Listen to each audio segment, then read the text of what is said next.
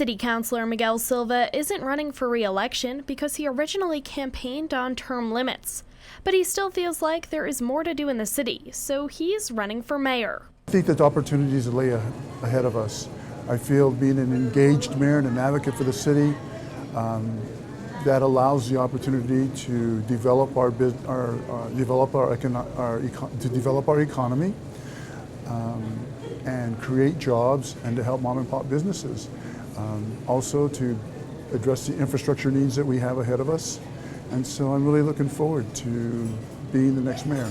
Silva says his biggest accomplishments as a councilor for District 1 center around downtown. The downtown development being that we have opened the road entirely from north to south, and also steering the farmers market to be self-governing. That's, I think, one of the bigger accomplishments, because we really led them to believe in themselves that they could self-manage themselves, and they have just totally prospered. Silva is campaigning on the idea that Las Cruces is not business-friendly, and he's looking to change that. I think the biggest problem, is when you look at it from the business community definitely is how do we become much more business-friendly. And that one definitely has to do with a lot of the bureaucracy that has been put in place for a while and that we need to work through. I think also one of the biggest challenges is, and people realize it, is that we are still in this recession, and how do we move forward as a community? And I think that's going to be one of our bigger challenges. Silva's attitude toward business has earned him an endorsement from the Greater Las Cruces Chamber of Commerce. And if elected, he wants to start on these issues day one. How do we cut through that red tape, per se, that we hear?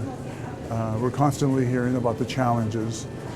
I was at an event last night where a person came up to me and told me it took him an entire year to attain his business license and to open his front doors.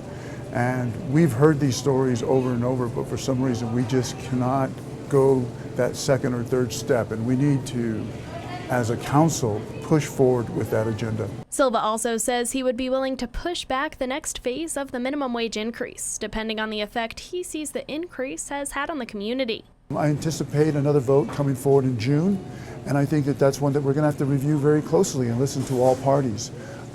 At the last discussion this past June, you had nonprofits coming forward and saying how minimum wage affects them.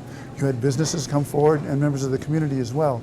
So I think it's something that we're going to have to look at very closely in June before we move forward with a second or third increase. Silva also wants to push for quality of life improvements to help spur economic development. I see if we were to have a competitive pool, an aquatic pool or so forth, yes, people will move to Las Cruces because they see those quality of life improvements. Silva says he voted against the last GRT tax increase, but now that it's passed, some of those funds could be put toward quality of life. As we know, they were not earmarked for anything, so that leaves a lot of room for community input to move forward with addressing a lot of those infrastructure needs that are needed, some of the economic development projects that are needed, and quality of life as well in terms of parks and so forth. Silva says he would like to see some of those economic development funds go to economic gardening programs as well, to help businesses already established in Las Cruces.